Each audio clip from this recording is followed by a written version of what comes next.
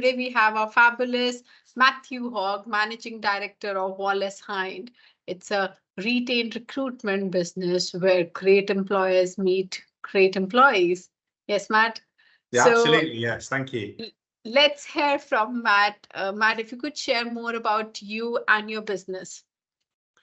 Great. Yeah, we are a recruitment business based in the UK with fortunate enough to have international connections and partners around the world. We've been established since the early 90s. I was lucky enough to lead an MBO in 2021 where we've pushed on. We specialise in permanent recruitment. We fill 95% of the vacancies that we take on with the clients we partner with across a number of industries and a number of sectors, be that managing directors, sales directors, board members, through to graduates. If a business want to pay our reassuringly expensive fees, we'll happily work with them across a wide range of attraction, because many businesses claim that their people are their most important thing. So working with the right partner is important to them. Absolutely, Matt, what you just mentioned, I think we were just discussing before the interview as well. People are the most important thing. So, Matt, I was reading you started in 1992. So if you just go back and look at the journey, what inspired you to start the company at the first place? So the inspiration around the business was the three gentlemen that actually started the organisation. I came in a little later, hopefully. Hopefully my features would suggest I haven't been working since 1992, but maybe they do. Maybe I've aged well. But the concept around the business was bringing corporate level experience and corporate level service to a local level. The three guys that established the business wanted to offer that calibre of service without the humdrum of corporate life. So all three of the original partners started in big corporate recruiters, major brand names, came together as friends and thought, we can do this better. We can do this without the KPIs, without working 15 hours a week, 15 hours a day, I should say. And that was the aspiration, for offering something different, because people are people, not assets, and treating them as people. And that was the tagline that when we first started was about hiring individual human beings, not just a bum on a seat, to coin a phrase. Yeah, you've just triggered that thought there, Matt, and just wanted to share with you and the viewers. I was listening to Simon Sinek a couple of days back, and there is often a phrase we say, get the most out of your team. And he just mentioned, he's like, they're human beings. They're not a towel that you squeeze them and get the most out of it. And it just stayed with me, what you just mentioned. So yeah, they're people at the end. And, we know how much important it is, how much important it is to have right people on the right seat to grow your businesses. And appreciate, lots of our pitch to our clients is understanding where they are, understanding what the role does, the implications of the role, the type of person. It might be a super driven, ambitious person. It might be somebody who just wants to do a good job, to pay their bills, to save enough money to have their 2-week all-inclusive holiday, and they do a good job, and that's okay. So it's about getting all of those components right and managing expectations for everybody, really. That's something that's really important to us. Matt, I think it was last month, correct me if I'm wrong, that you got an exclusive partnership with IESF and you're global now. Yes. So if you want to tell us more about it, and then what do you attribute your growth to? I mean, you guys are growing. Yeah, it's fantastic. So the IESF are a collaboration, a network of recruiters. So they have one partner per country. And you have to pass a stringent application process. So they'll reach out. They have, I think we're covered in pretty much all European countries, but then the Americas, India, Israel, China, Singapore, South Africa, to name a few. and we were chosen and selected to apply to be the UK partner. So I had 3 interviews. The president came over to view us, and then I had to go out to Singapore and pitch to their AGM as to why we should be the partner. But all of the reason that it's so stringent is because if you pass work internationally, or I introduce my clients to them internationally or vice versa, we know the standard of recruitment, the standard of the service, the feedback to candidates, the value for money in the proposition that's done, which will enable us. Already we've partnered with the American partner, the South African partner. We're talking to the Indian partner about a particular campaign, and it just enables us to have a much wider reach and a much greater service offering to our clients than, because I wouldn't know where to start to recruit in India. There's so many different languages, for example. Absolutely. So many different geographical regions, the currency, the differences just between people on the eastern side of the country versus the western side, for example. So, you know, understanding the demographic of an area is crucial to hiring, especially if you're a visiting foreign national. And the same in the UK. You know, there are things that we do here that other countries don't, and vice versa. So having that local knowledge and expertise and being able to offer that out is brilliant. I'd say our growth really comes from, I'm extremely fortunate to have a fantastic team. You know, and our growth has come from actually hiring the right people who can tell our story to new clients as well as existing ones, and getting out there and spreading the word. So I'm fortunate and lucky to have a team that do buy into what they want to achieve as well. So we'll come back on the team, definitely, Matt. I want to touch that point because we've been discussing about it, and it's very crucial for all the businesses to have a great team. So we will come back to it. But before that, you know, to come to this level and to create this standard, I'm sure it would have been a journey full of learnings. So, you know, as an employer, what has been your greatest learning so far? I think to be certainly in today's hiring market, I think the biggest learning I've had over the last couple of years is understanding the culture that the right person wants to bring into the team. So defending what we stand for. You know, transparency is a big thing here.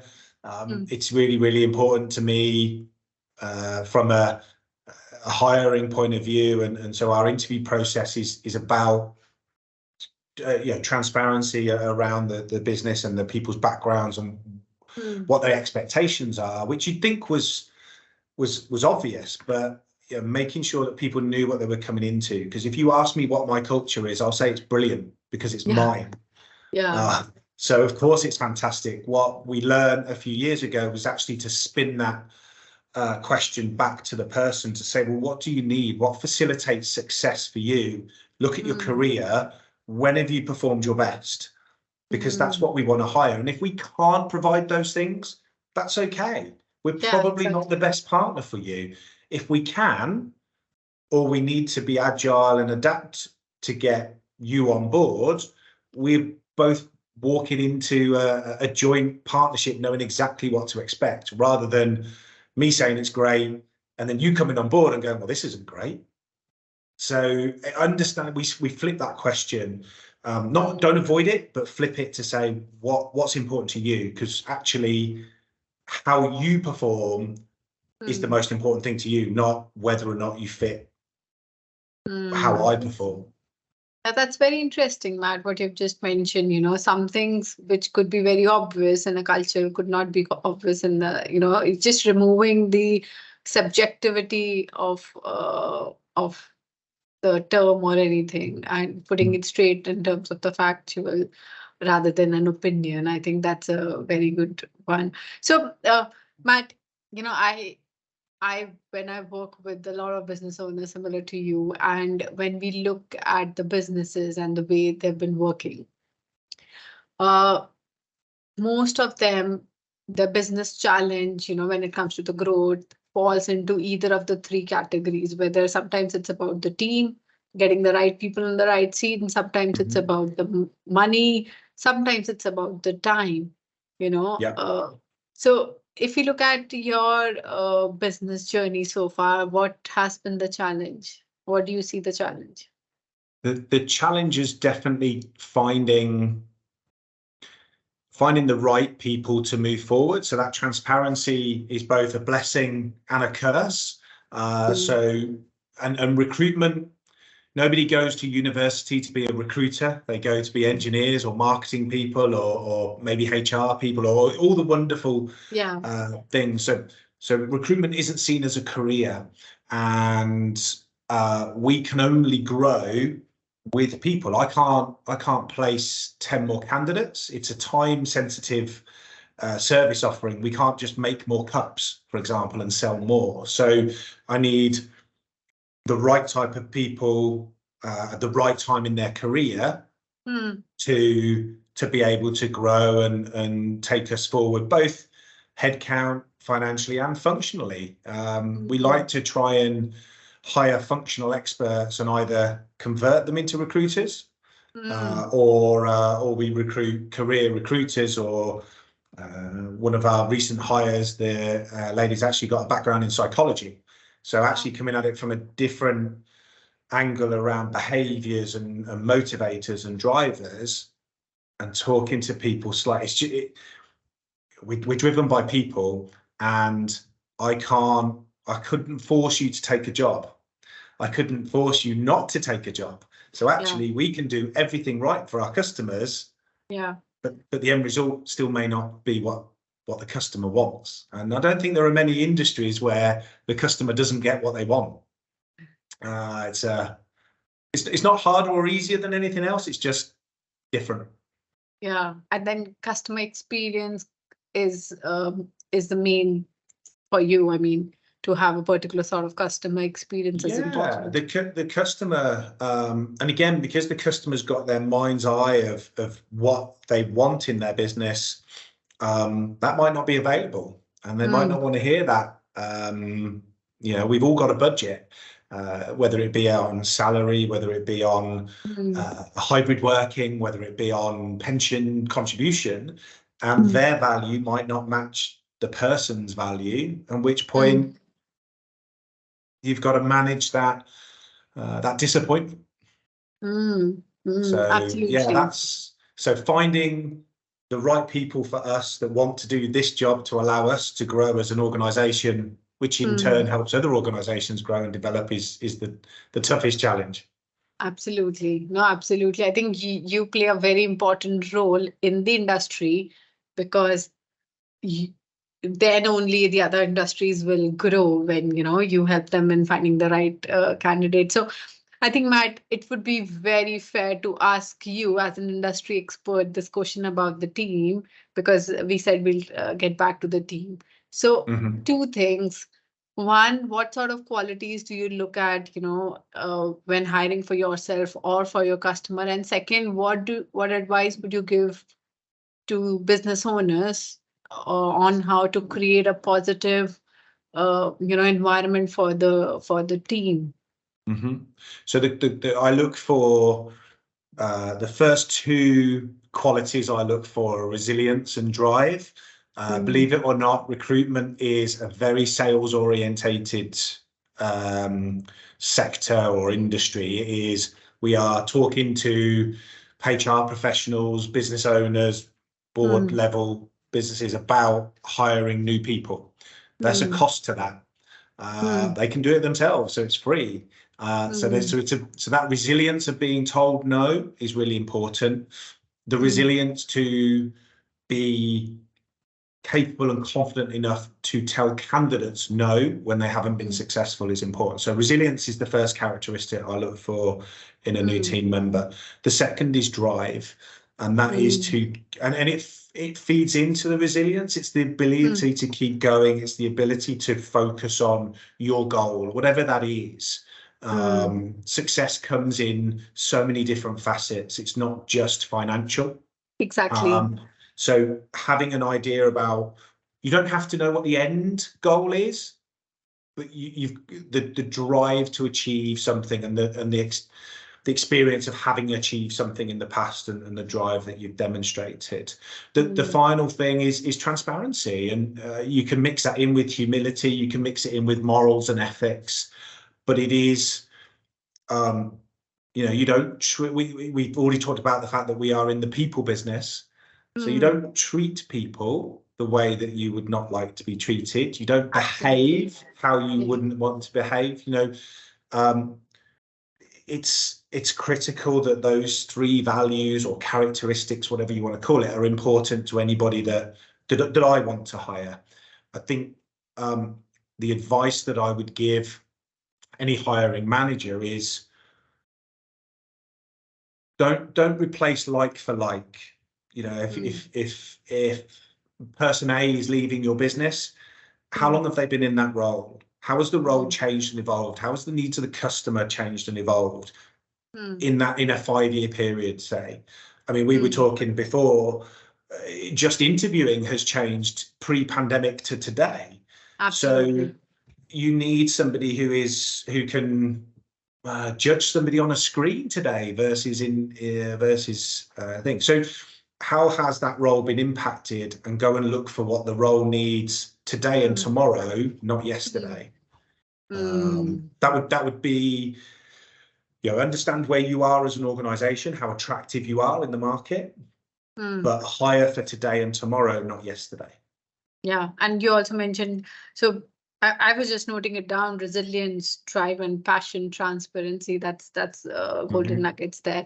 And I think you just mentioned in the past also that, you know, aligning the person's success, what does success mean for them, with the organization, because success could mean different things for different people. So yeah, absolutely. Like I say, some people strive to have that 2-week all-inclusive holiday in a sunny resort, and that's their thing. And how can you facilitate that? Others want to get involved in maybe the financial side or an education. Others do. The easiest people to motivate are those that just want more money, because you can, because it's easy. Finding out the motivators of people who aren't incentivized by money is harder. Yeah, absolutely spot on. So, Matt, what advice? I mean, I won't go into the age. You look quite young, but you know, what advice would you give to your young self? Or let's say, if I reframe this, if you have to start the business again, you know, from scratch, what would you do differently this time? It's a really interesting question, because I've definitely learned more in the 2 years of being managing director than I had. I learned a lot as a sales director, but when the buck stops with you, when it's your decision and people look to you to make a decision, that's really tough. So the advice I would give my younger self is, or if I was starting tomorrow, make sure every decision is evidence-based.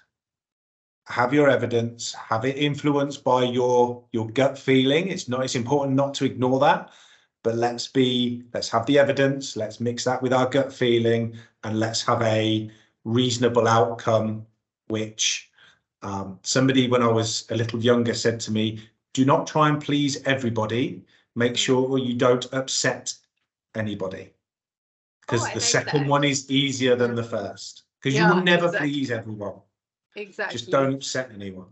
So I've tried to keep that in mind, certainly. Wonderful. Last one, Matt, before we finish, what is the vision? What does success look like for Wallace Hind? For Wallace Hind, I 2 years ago, when I started this journey, I said I didn't want there to be a ceiling. I want us to have steps that we achieve, but I don't want us to say no to anything. So getting into new markets, developing new divisions, offering wider services. I mentioned the lady with the psychology background. You know, how many businesses that hire people actually have engaged with the psychologist to look at their organization and fit and culture and why, and maybe that's something different to talk about. So success for us looks like being one step ahead tomorrow than what we were yesterday. Lovely. Consistently driving forward. Yeah, absolutely. It's all about growing from where you were, like comparing yourself with the past. Yeah. So love that, Matt. It was wonderful having you. I think you've given us so much thoughts about team, human beings, and recruitment. So thank you for joining us today. Hope it was You're very a welcome. good experience for you as well. Yeah, it was fantastic. Thank you very much.